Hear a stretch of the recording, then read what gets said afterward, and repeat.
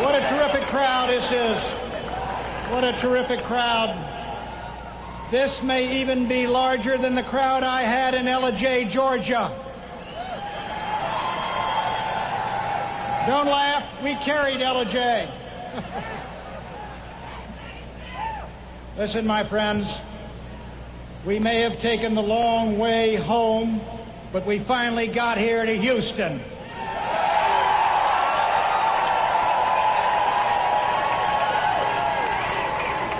And the first thing I want to do tonight is to congratulate President George Bush and to remove any doubt about where we stand. The primaries are over, the heart is strong again, and the Buchanan brigades are enlisted all the way to a great Republican comeback victory in November.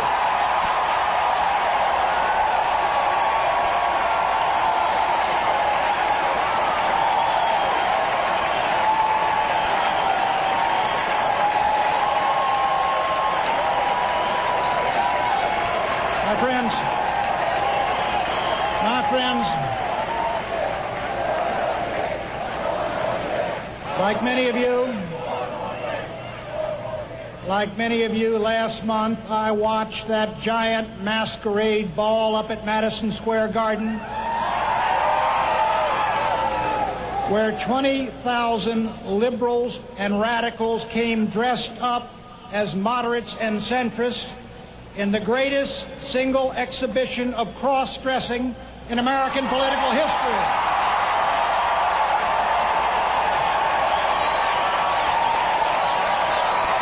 You know,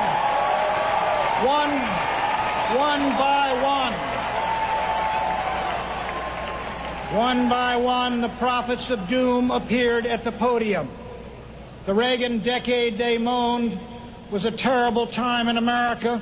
And they said the only way to prevent worse times is to turn our country's fate and our country's future over to the party that gave us McGovern, Mondale, Carter, and Michael Dukakis. Where do they find these leaders? No way, my friends. The American people are not going to go back to the discredited liberalism of the 1960s and the failed liberalism of the 1970s, no matter how slick the package in 1992.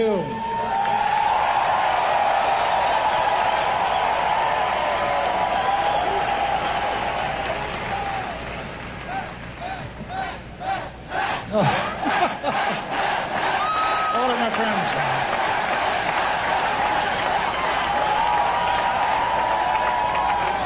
You know, the malcontents of Madison Square Garden notwithstanding, the 1980s were not terrible years in America. They were great years. You know it, and I know it, and everyone knows it except for the carping critics who sat on the sidelines of history jeering at one of the great statesmen of modern time, Ronald Reagan.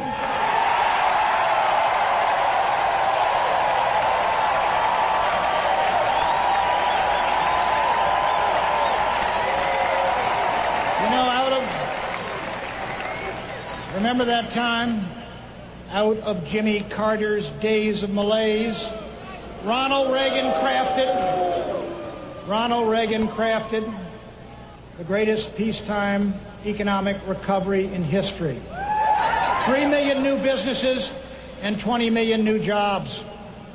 Under the Reagan doctrine, one by one, it was the communist dominoes that began to fall. First, Grenada was liberated by U.S. airborne troops and the U.S. Marine Corps.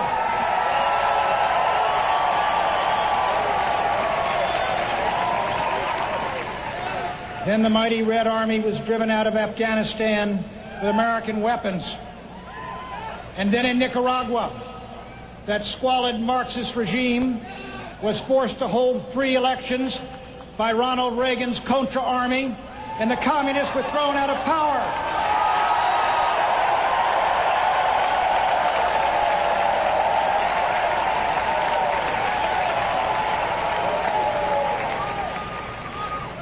Fellow Americans, we ought to remember it was under our party that the Berlin Wall came down and Europe was reunited. It was under our party that the Soviet Empire collapsed and the captive nations broke free.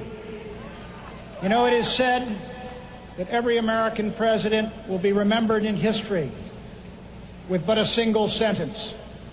George Washington was the father of his country. Abraham Lincoln freed the slaves and saved the Union. And Ronald Reagan won the Cold War. And it is time.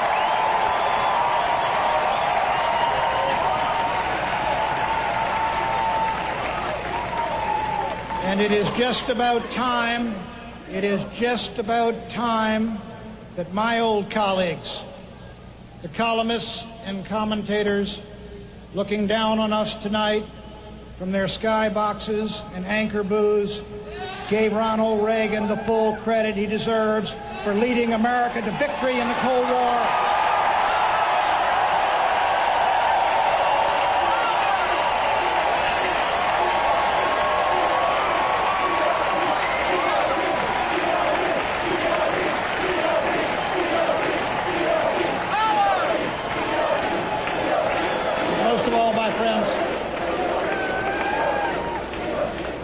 Most of all, Ronald Reagan made us proud to be Americans again.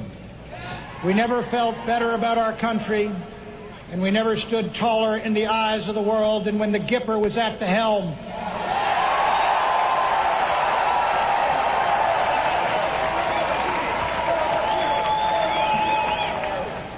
But we are here tonight, my friends, not only to celebrate, but to nominate. And an American president has many roles. He is our first diplomat, the architect of American foreign policy. And which of these two men is more qualified for that great role? George Bush has been UN ambassador, director of the CIA, envoy to China. As vice president, George Bush co-authored and co-signed the policies that won the Cold War. As president, George Bush presided over the liberation of Eastern Europe and the termination of the Warsaw Pact. And what about Mr. Clinton? Well, Bill Clinton couldn't find 150 words to discuss foreign policy in an acceptance speech that lasted almost an hour. You know, as was said of another Democratic candidate, Bill Clinton's foreign policy experience is pretty much confined to having had breakfast once at the International House of Pancakes.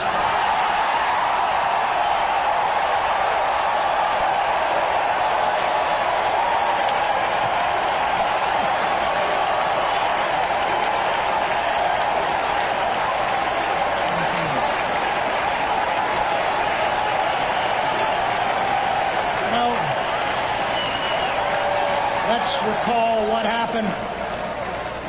Let us look at the record and recall what happened. Under President George Bush, more human beings escaped from the prison house of tyranny to freedom than in any other four-year period in history.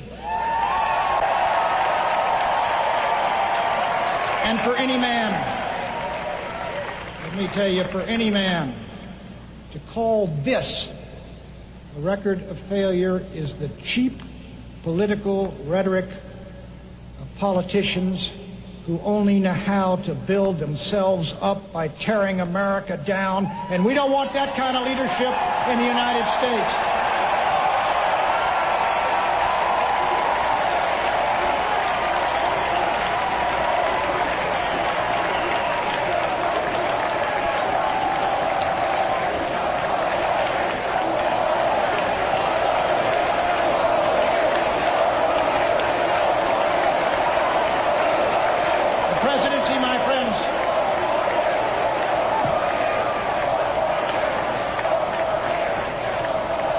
The presidency is also an office that Theodore Roosevelt called America's bully pulpit. Harry Truman said it was preeminently a place of moral leadership. George Bush is a defender of right to life and a champion of the Judeo-Christian values and beliefs upon which America was founded.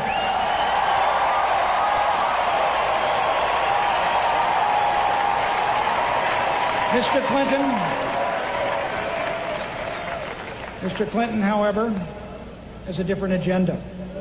At its top is unrestricted abortion on demand.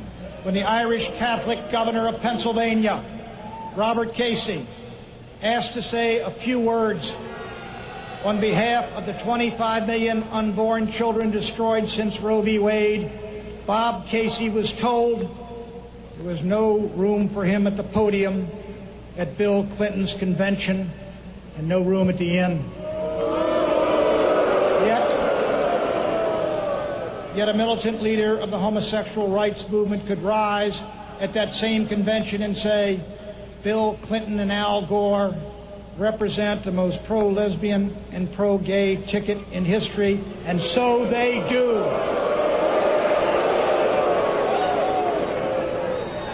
Bill Clinton says he supports school choice, but only for state-run schools. Parents who send their children to Christian schools or private schools or Jewish schools or Catholic schools need not apply. Elect me, and you get two for the price of one, Mr. Clinton says of his lawyer spouse.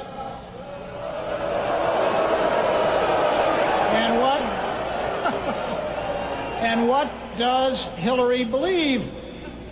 Well, Hillary believes that 12-year-olds should have the right to sue their parents.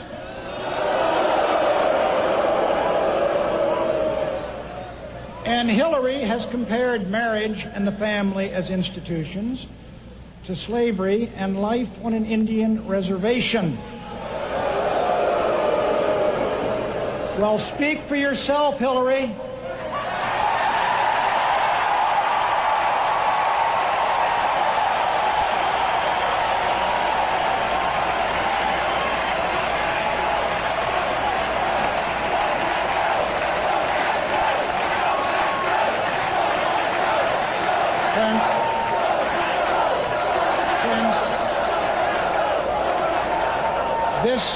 This, my friends, this is radical feminism, the agenda that Clinton and Clinton would impose on America.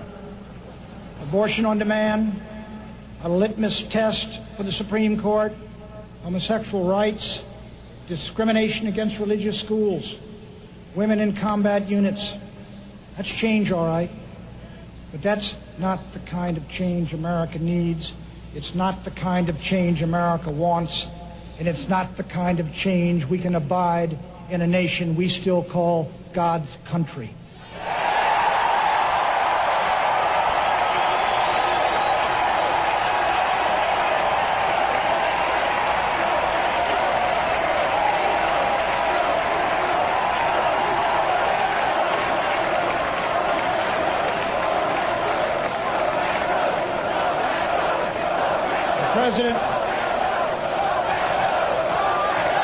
The President of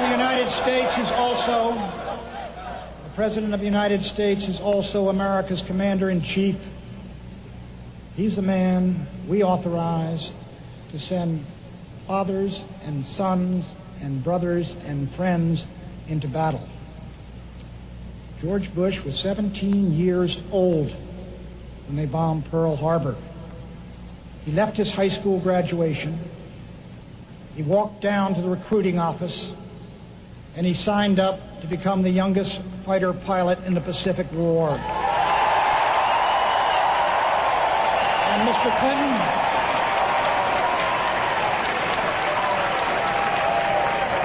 and Bill Clinton, I'll tell you where he was. I'll tell you where he was.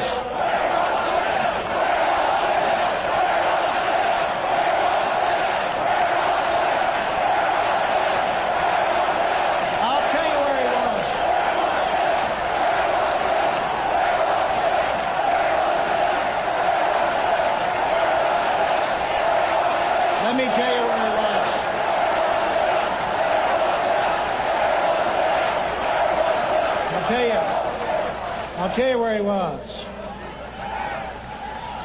When Bill Clinton's time came in Vietnam, he sat up in a dormitory room in Oxford, England, and figured out how to dodge the draft. Let me ask the question to this convention. Which of these two men has won the moral authority to send young Americans into battle? I suggest respectfully,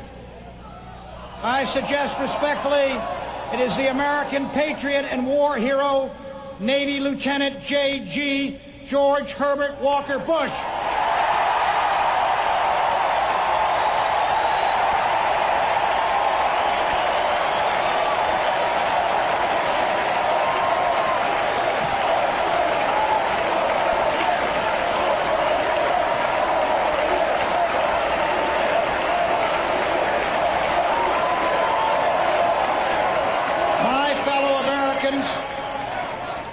My fellow Americans, this campaign is about philosophy, and it is about character.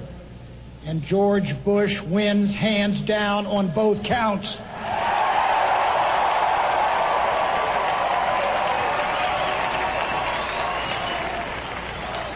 And it is time all of us came home and stood beside him. As his running mate, Mr. Clinton chose Albert Gore. But just how moderate is Prince Albert? Well, according to the National Taxpayers Union, Al Gore beat out Teddy Kennedy 2 straight years for the title of biggest spender in the U.S. Senate, and Teddy Kennedy isn't moderate about anything.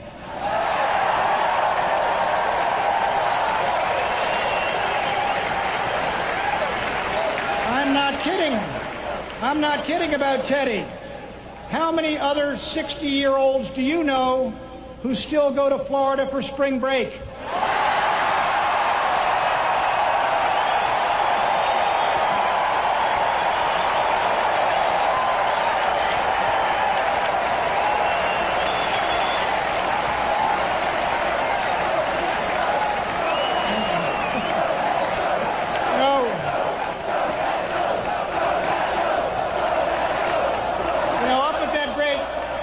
At that great big costume party they held up in New York, Mr. Gore made a startling declaration. Henceforth, Albert Gore said, the central organizing principle of governments everywhere must be the environment. Wrong, Albert. The central organizing principle of this republic is freedom.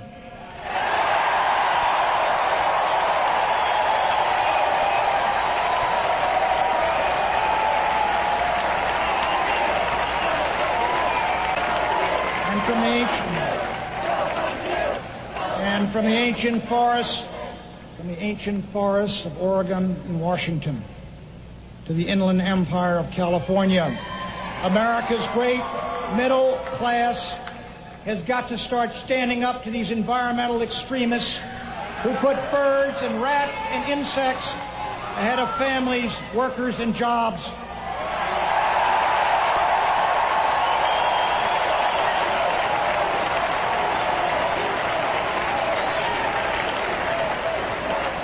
One year ago,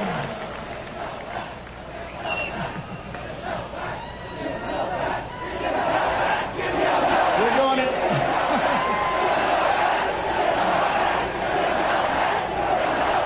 You know, 1 year ago, my friends, 1 year ago, I could not have dreamt I would be here tonight.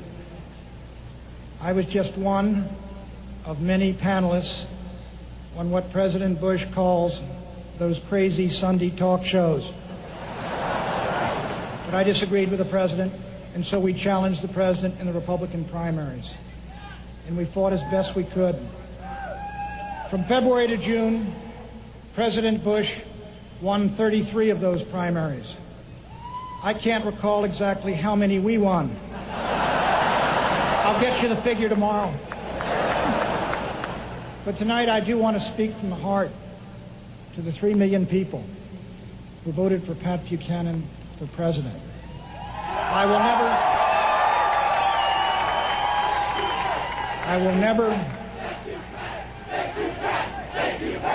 never forget you or the honor you have done me. But I do believe deep in my heart that the right place for us to be now in this presidential campaign is right beside George Bush.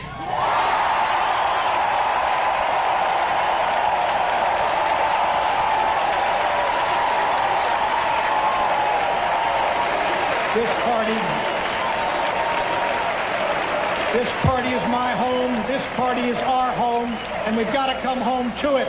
And don't let anyone tell you different. Yes, we disagreed with President Bush, but we stand with him for the freedom to choose religious schools. And we stand with him against the amoral idea that gay and lesbian couples should have the same standing in law as married men and women. We stand with President Bush. We stand with President Bush for right to life and for voluntary prayer in the public schools.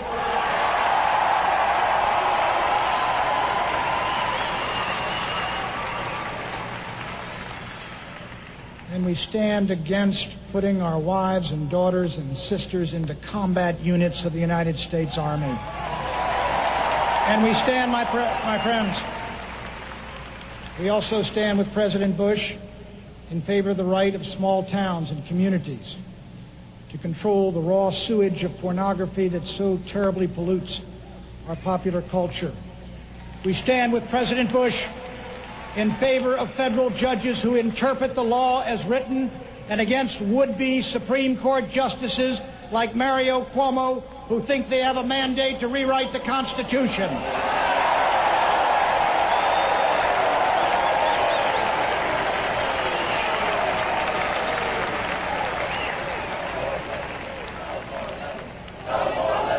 Friends, this election is about more than who gets what. It is about who we are. It is about what we believe and what we stand for as Americans. There is a religious war going on in this country.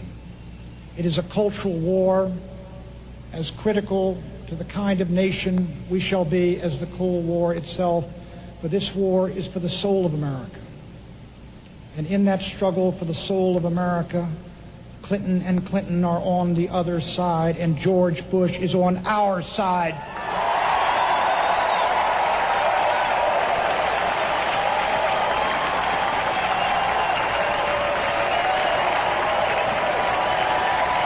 And so to the Buchanan brigades out there, we have to come home and stand beside George Bush.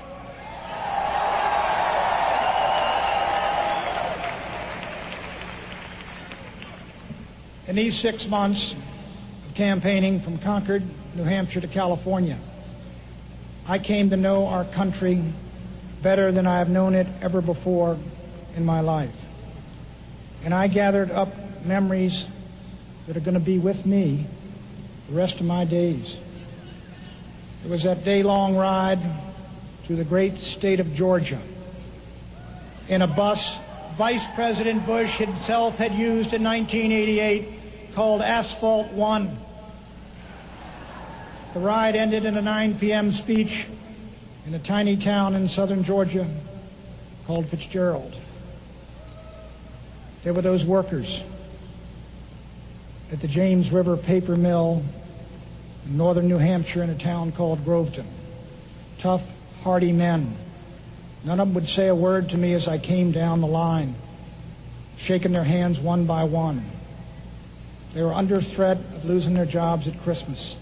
As I moved down the line, one tough fellow about my age just looked up and said to me, "Save our jobs."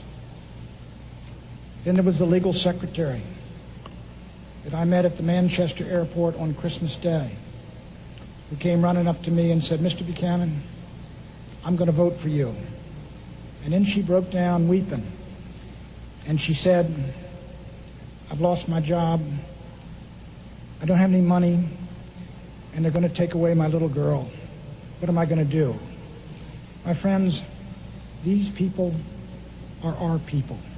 They don't read Adam Smith or Edmund Burke, but they come from the same schoolyards and the same playgrounds and towns as we came from. They share our beliefs and our convictions, our hopes and our dreams. These are the conservatives of the heart. They are our people, and we need to reconnect with them. We need to let them know we know how bad they're hurting. They don't expect miracles of us, but they need to know we care. They were the people, my friends.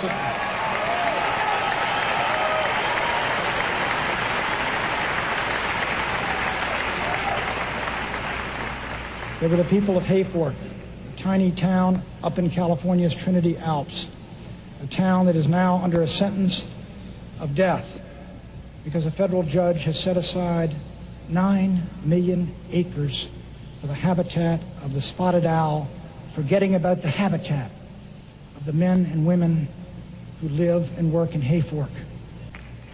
And there were the brave people, and there were the brave people of Koreatown, who took the worst of those LA riots, but still live the family values we treasure, and who still deeply believe in the American dream. Friends, in these wonderful 25 weeks of our campaign, the saddest days were the days of that riot in LA. Worst riot in American history. But out of that awful tragedy can come a message of hope. Hours after that riot ended, I went down to the Army compound in South Los Angeles, where I met the troopers of the 18th Cavalry who had come to save the city of Los Angeles. An officer of the 18th Cav said, "Mr. Buchanan, I want you to talk to a couple of our troopers." And I went over and I met these young fellas. They couldn't have been 20 years old. And they recounted their story. They had come in to Los Angeles late in the evening of the second day, and the rioting was still going on, and 2 of them walked up a dark street where the mob had burned and looted every single building on the block but one, a convalescent home for the aged. And the mob was headed in to ransack and loot the apartments of the terrified old men and women inside. The troopers came up the street, M16s at the ready, and the mob threatened and cursed. But the mob retreated because it had met the one thing that could stop it: force rooted in justice and backed by moral courage. You know,